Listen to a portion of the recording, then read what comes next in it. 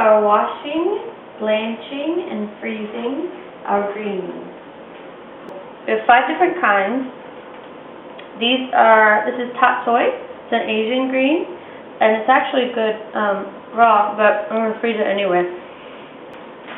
This one is turnip greens, and these are good in soups and stews. Most of these are good in soups and stews.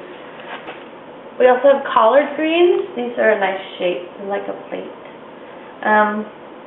These and the turnip greens are both really good in gumbo. And over here we have kale.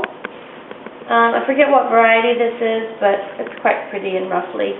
And this is good in soups and stews. It's also good just sauteed plain as a side dish. And this is chard, rainbow chard. See all the bright colors. And that's also good in soups and stews and by itself.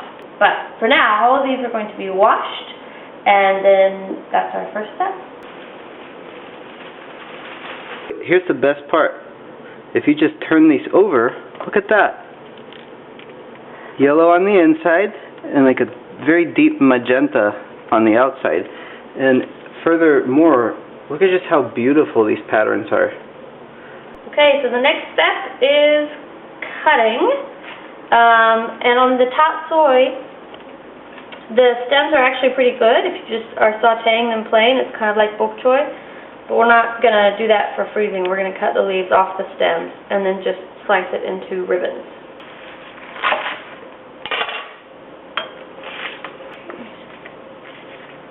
So,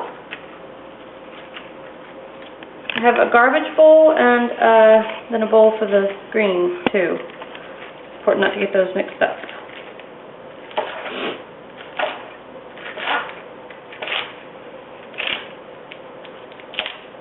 Okay, and if you could bring the camera in so that everyone can get a whiff of the tatsoi. Everybody take a big deep...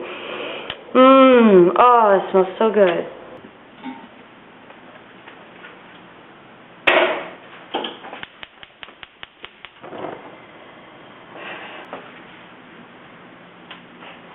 We are going to need a steaming basket,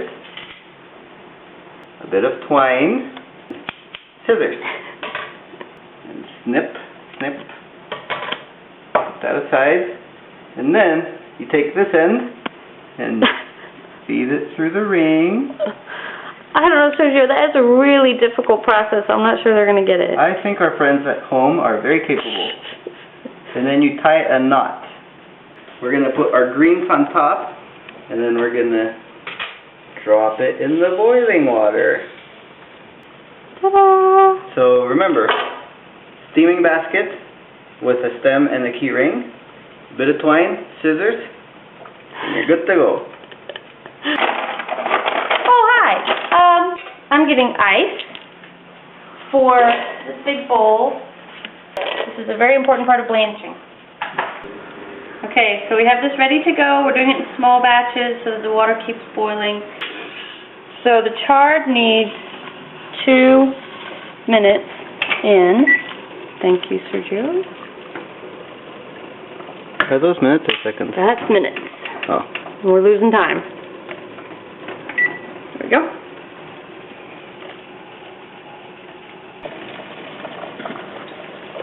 Okay, so I'm getting ready. Pull these out.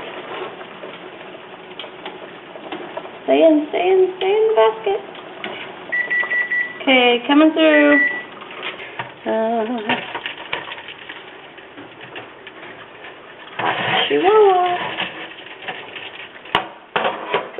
Okay, so they're nice and cold, so they stopped cooking, pardon me. So take them out and put them on this towel so that they dry off a little bit.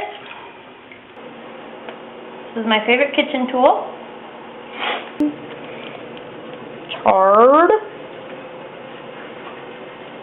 And you might have to go back and label how much, but I don't know how much. So what I'm going to try to do now is put amounts of chard in here that we can use individually. Because you can't unfreeze it, you can't thaw it, and then freeze it again. Once you thaw it, you have to use it. So I'm going to put it in like this, and get some more and put it in, and then try to freeze it in 2 different portions in one bag. Oh, and did we point these out? Look. See how the leaves grow, like, out of the other leaves? It's amazing. Nature is a trip, as my friend Sky would say. I have a bowl. I learned this trick when I took a canning class this summer. It was a canning and food preservation class. So I'm using Ziplocs, and then what I learned was that if you put the bag in the water helps to push some of the air, the excess air, out of the bag. And if you do it right, you won't get any water in your jar. Ah. Okay, I gotta get it mostly closed so I have a little bit of where the air is gonna come out. There, okay, squish, squish, squish. And that goes in the freezer. But we already have lots of other things. Look, I have corn, 5 years of corn, carrots, bell peppers. These are the best things in the world to freeze because you don't have to do anything to them. None of this blanching or anything. You just chop them, stick them in the freezer. Yes. Beans. Great Northern. 2 cups.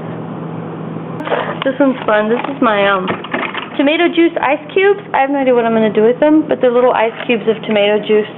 And it just seemed like such a shame to throw it all away, so I froze it. A jalapeno, in case we need it. Okay. Moving on. These are collard greens. Look at how pretty these leaves are. And the reason I save them for that, and the reason they're my favorite, is because they're the easiest to chop. Because we don't have to devein these. We just cut. So you just pile a few up like that, and you line them up, and then we're going to take a knife and cut the 6 stems, the 6 parts of the stems. And then, watch this. Just fold it in like so, and you chop ribbons. Collards really are easy to work with. Look at how nicely they lay out. They're nice and thick. They're the only ones that require an extra minute in the blanching water because they're so thick and sturdy. Looks like we've got quite a stash here. Yep. That's not counting the bag of top soy and the 2 bags of chard that are already in the freezer.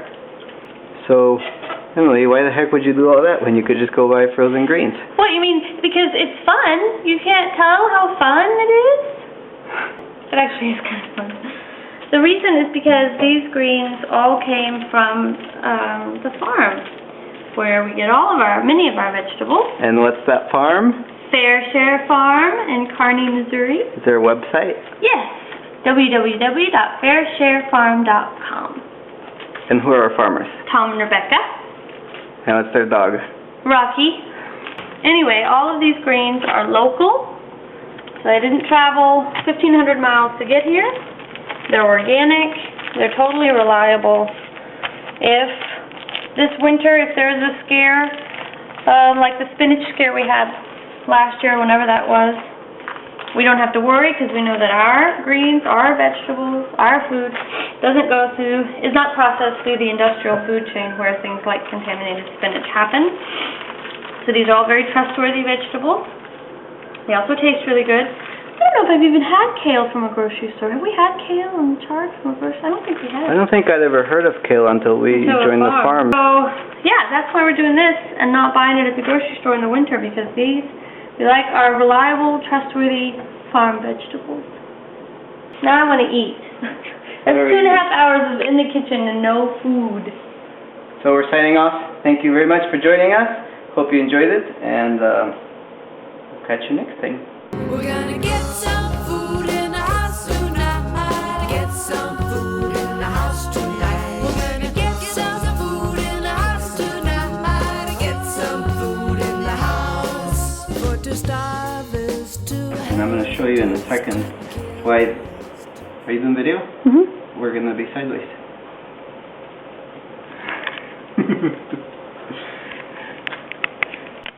You see it? It looks like that lady from Dilbert. You know the one that's this.